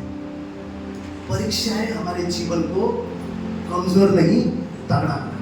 कई बार हम इसलिए निराश हो जाते हैं, प्रभु यहाँ पर पहुंचो, अब ये दरवाजा बंद है, ये दरवाजा बंद है। परमेश्वर कभी कभी जो दरवाजा बंद करता है ना, इसलिए बंद नहीं करता कि आप वहां पर खत्म हो गए, लेकिन इसलिए बंद करता है कि आपके लिए दूसरा दरवाजा उसने रखा है और आपके रास्ता को चेंज करना चाहता है, आपका मार्ग जस्ट चेंज कर रहा है। ये नहीं है, दूसरा है। ये धाड़स, ये विश्वास कहां से आएगा? उसके उपस्थिति में रहने से, शक में नहीं विश्वास में जीने से, चैलेंजिंग के समय में घबरा के डर के नहीं, परंतु हम उस दुख को आनंद के साथ सह के कि मेरा परमेश्वर मुझे मजबूत कर रहा है, मेरा परमेश्वर मुझे दृढ़ कर रहा है। आने वाले दिनों में मेरा जीवन कईयों के लिए एक उदाहरण बनने वाला है। परमेश्वर ऐलान करता है। कई बार परीक्षाएं यहाँ पर हम देखते हैं परमेश्वर ने किया, कई बार हमारे जीवन में हम खुद परीक्षा में पड़ते हैं, हमारे काम की वजह से, हमारे कमियों की वजह से, तो भी परमेश्वर अलाउ करता है उस कमियों में, उस मुश्किल में हम गए जाएं। उस बेटे ने क्या बोला, पिता मेरे हिस्सा दे। बाप गुजरने से पहले कभी हिस्सा मिलता है? नहीं मिलता है। हिस्सा कब मिलता है बाप से? जब बाप का डेथ हो जाता है, तभी भाइयों में हिस्सा मिलता है। लेकिन उसने बोला मुझे अभी चाहिए। पिता ने मना किया? अच्छा चाहिए ना, चल लेकर जा। रोक सकता था, रोका नहीं। जाना है ना प्रदेश, उड़ाना है, सब कुछ ठीक है, जाने दिया। कभी कभी हमारे पता है पिता को हम गलती कर रहे हैं, हम ढीठ बन चुके हैं, जाने दे, जा कर। फिर ऐसा मुश्किल, ऐसा चैलेंजिंग समय आएगा, ऐसा दर्द आएगा, ऐसा दुख आएगा उन सुअरों के अंदर जहां शैतान को परमेश्वर ने भेजा, वही सुअरों को तुम हम ऐसे कठिन परिस्थिति में दाने, उस सुअर के दाने खाने लगे। क्यों ऐसा हुआ? परमेश्वर ने इजाजत दिया। कहीं बार परमेश्वर का वचन में हम क्या देखते हैं, हमारी मनमानी की वजह से, हमारी अपनी इच्छाओं की वजह से, हमारी अपनी ढीठता की वजह से, हमारी अपनी कमजोरी की वजह से हो सकता है हम दुख में जाए, तो भी परमेश्वर अलाउ करता है ताकि उन चीजों से सीखकर हम मजबूत बनते जाएं, हम मजबूत बनते जाएं। तो किसी भी तरीके से आपके जीवन में क्यों परेशानी, क्यों तकलीफ ना आया हो, परंतु हमें यह जानना है कि परमेश्वर इस मुश्किल परिस्थिति में भी हमें मजबूत करना चाहता है, हमें दृढ़ करना चाहता है। क्या पढ़ा हमने? परमेश्वर चाहता है कि हम सिद्ध बने, परमेश्वर चाहता है कि हम स्थिर रहें, और परमेश्वर चाहता है कि हम बलवंत बन जाएं। ये तीन चीज अगर हमको चाहिए तो सिर्फ बैठने से नहीं मिलने वाला है, हमको उस आग से जाना पड़ेगा, उस भट्टी से जाना पड़ेगा। उस परमेश्वर हमारे जीवन में है जानने के लिए शद्रक, मेशक, अबेदनेगो को उस आग के भट्टी में जाना पड़ा। तभी बाइबल बोलता है कि कोई तो चौथा था। आग में नहीं जाते तो पता चलता क्या? नहीं पता चलता। कई बार परमेश्वर जाने देता है ताकि हम ये जान जाए कि मेरा परमेश्वर कुछ भी हो जाए मेरे साथ है, मेरा ख्याल रखता है, मुझे बचाता है। कई बार परमेश्वर जाने देता है और हमें मजबूत करता है। हमें ये जानने की जरूरत है कि परमेश्वर हमें इसलिए परीक्षा में अलाउ करता है ताकि हम उन चीजों को सहते सहते हम पूरी तरह से बलवान हो जाए। अभी क्यों परमेश्वर बलवान हमें करना चाहता है? क्योंकि परमेश्वर का बहुत बड़ा योजना आपके और मेरे जीवन के लिए है। मूसा कहाँ था? राजघराने में था। परमेश्वर ने अपने लिए इस्तेमाल करना था, उसने राजघराना भी छोड़ दिया। राजघराने को उसको छोड़ना पड़ा। इतना आसान काम नहीं है परमेश्वर के लिए खड़े रहना, परमेश्वर के लिए योग्य बनना, परमेश्वर के कार्यों को करना इतना आसान काम नहीं। अय्यूब के जीवन में हम देखते हैं इतना सारा चीज हुआ एक ही दिन में। कभी कभी बोलते ना दुख आएगा तो एक ही साथ आता है, वो अय्यूब के जीवन में हुआ। सब कुछ एक ही दिन में हुआ, फिर भी वो ऐसे विश्वास में खड़ा निकला। आज दुनिया अय्यूब के बारे में पढ़ता है और अपने जीवन में परमेश्वर के ब्लेसिंग्स को पाता है। वो एक उदाहरण बन गया। दानियल के जीवन में हम देखते हैं, कितने परमेश्वर के लोगों के जीवन में हम देखते हैं, ये सारे चीज, सारे लोग ऐसे ही परमेश्वर के लिए उपयोग नहीं होते। उन्होंने कितने सारे कष्ट, कितने सारे दुख को अपने जीवन में झेला। चेलों के मौत को, चेलों के मृत्यु को कभी आप पढ़ना, किस प्रकार प्रभु यीशु मसीह के चेलों को मारा गया, उनको मौत मिला, कभी उनके कुर्बानी के लिए आप पढ़ना। इतना आसान निर्णय नहीं था। क्यों ये सह पाए? क्यों सह पाए? क्यों परमेश्वर के लिए खड़े हो पाए? क्यों कह पाए प्रभु ये जीवन मेरा नहीं तेरा है? क्यों कह पाए कि मेरे लिए जीना भी और मरना भी परमेश्वर के लिए मेरा जीवन आशीष? क्यों कह पाए? मरना भी मैं उसके लिए चाहता हूं। क्यों कह पाए? क्योंकि वो सहते सहते सहते सहते परमेश्वर के परीक्षाओं में, अपने जीवन के परीक्षाओं में सहते सहते बलवान, सिद्ध, स्थिर होते गए और बोले परमेश्वर के लिए मैं कुछ भी कर सकता हूं। एक नबी था पुराने पवित्र शास्त्र में, अगर आप घर में जाके पढ़ेंगे, होशे अब्राहम को हम देखते हैं अपने बेटे को कुर्बान करने को बोला, होशे को क्या बोला पता है? उसका जो इज्जत था ना, अपना जो नाम था ना, उसको ही मिटाने को बोला। प्रभु ने बोला होशे, वो कौन था पता है? नबी था, अभिषेकित था, ऊंचा इंसान, लोग देखते थे परमेश्वर का सेवक है। उसको परमेश्वर ने बोला तू एक वेश्या स्त्री से शादी करेगा। वेश्या स्त्री से शादी, सोचिए, परमेश्वर का नबी, परमेश्वर का सेवक। आज की डेट में हम लोग स्टेटस डालते हैं ना, हमारा स्टेटस अच्छे दिखने चाहिए, अच्छे हैं। कई बार हम लोग ये सोचते हैं ये क्या बोलेगा, वो क्या बोलेगा, रिश्तेदार क्या बोलेंगे। होशे को बोला परमेश्वर ने तू वो है जो कौन है? वेश्या है, उसको तू शादी करेगा, तू जाके शादी करेगा। वो बोल सकता था प्रभु इतना अभिषेकित में हूं, इतना नबी में हूं, लोग मेरा इतना इज्जत करते हैं, लोग मेरा इतना नाम लेते हैं, इतना मैं ऊंचा पद वाला इंसान, मैं कैसे उस वेश्या से शादी करूं? लोग क्या बोलेंगे, ये क्या बोलेगा, वो क्या बोलेगा, कह सकता था। परंतु परमेश्वर ने इतना साटा गया वो इंसान, इतना अभिषेकित इंसान, परमेश्वर के लिए मैं कुछ भी करूंगा बोलने वाला इंसान, वो क्या बोलता है? जो परमेश्वर ने कहा वो जाकर उस गोमेर को, वेश्या स्त्री को शादी करता है। और परमेश्वर ने बोले हुए मुताबिक एक समय आता है जब बच्चे होने के बाद में उसको छोड़ देती है, चले जाती है। फिर एक समय ऐसा आता है आखिरी में वो बुढ़ी हो जाती है, पर उस समय में उसका वहां पर जो देह व्यापार होता है, लोग दाम बोलने लगते हैं।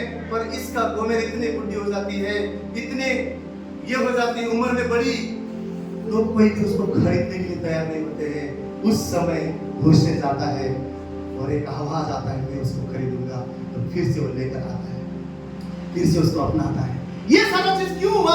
परमेश्वर बोलता है इस्राएल ने मुझे भूल गया है, इस्राएल बेविचार करने लगा है, दूसरे देवी देवताओं के पीछे है। उसको मैं कहना चाहता हूँ आज भी मैं तुझसे प्यार करता हूँ, ये प्रेम तेरे जीवन के द्वारा इस्राएल को मैं दिखाऊंगा। और वो होशे जो परमेश्वर का नबी था, वो एक वेश्या से शादी करके परमेश्वर की मर्जी को उसने पूरा किया। कुछ भी चैलेंजिंग, कुछ भी काम परमेश्वर देगा, हम कब कर पाएंगे? जब हम ताकतवर हो जाएंगे, जब हम बलवान हो जाएंगे, जब हम सहते सहते हम इतना स्थिर हो जाएंगे, पर परमेश्वर को कहेंगे प्रभु तूने कहा ना, मैं करने के लिए तैयार। आज होशे के पुस्तक पढ़ते हैं तो दुनिया अपने मन को परमेश्वर के प्रेम में चाहता है। वो होशे कईयों के लिए उदाहरण बनता है, वो होशे कईयों के जीवन को परमेश्वर के प्रेम लाने का एक मध्यस्थी करता बन सका। क्यों?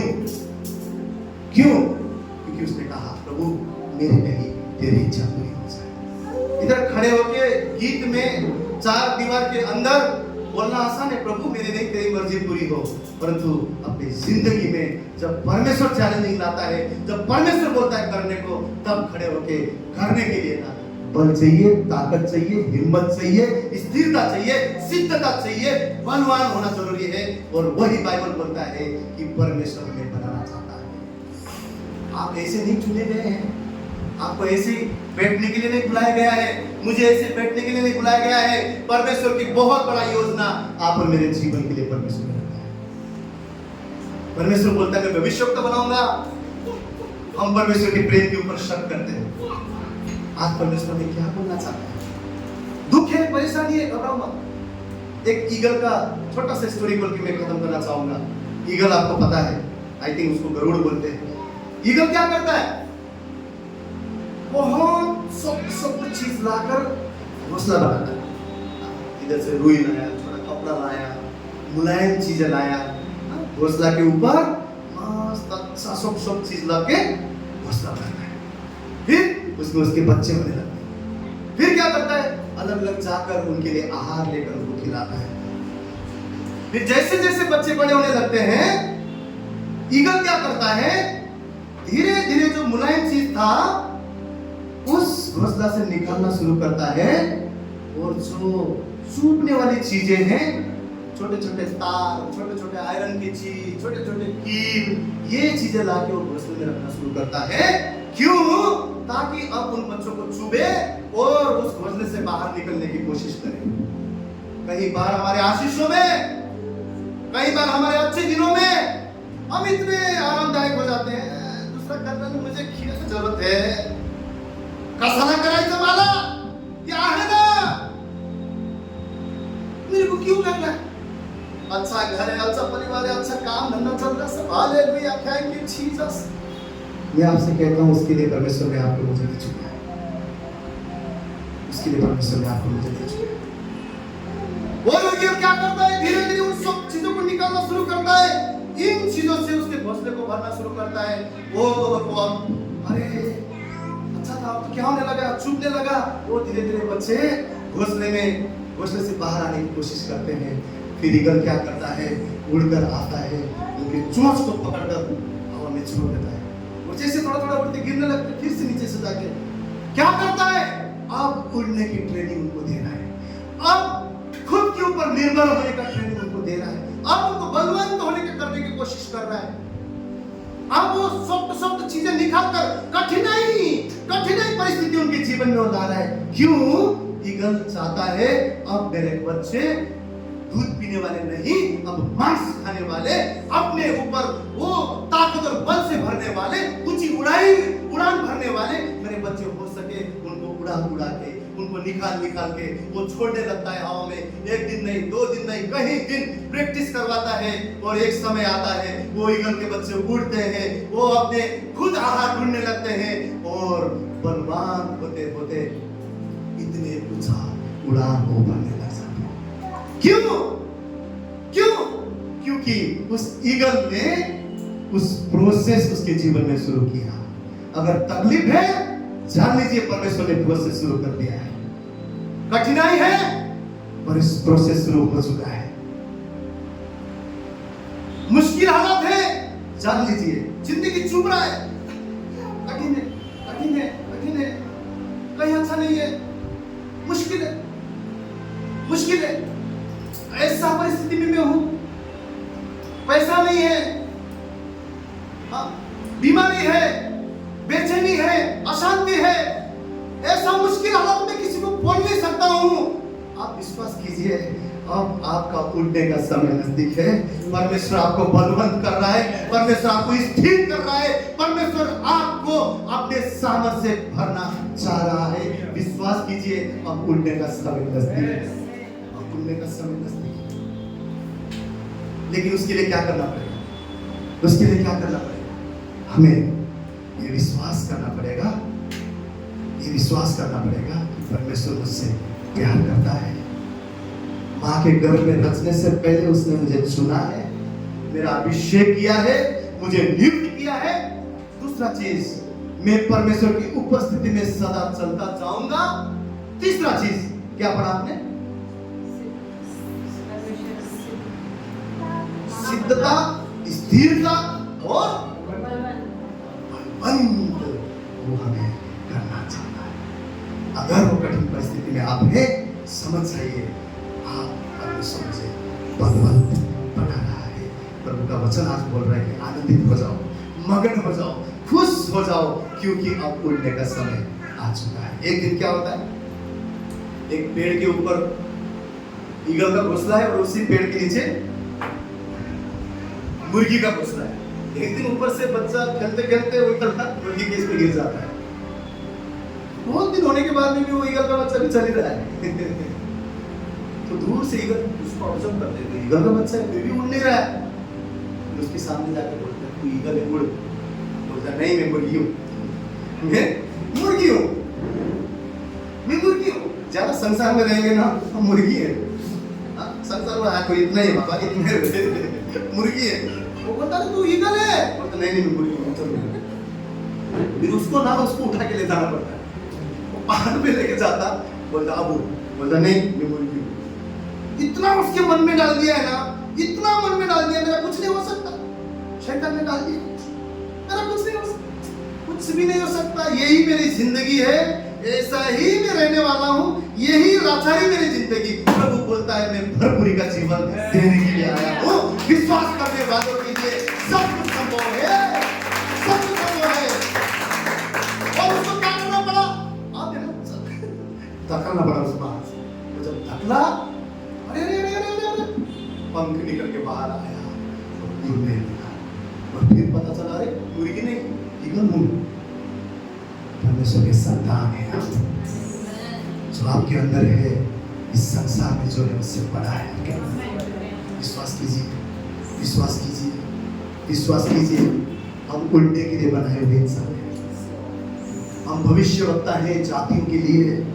हम कुछ नहीं, हम सर हैं। हम छोड़े हुए नहीं, अभिषेकित हैं। हम पर अनुग्रह किया हुआ है, हमसे प्रेम किया गया है।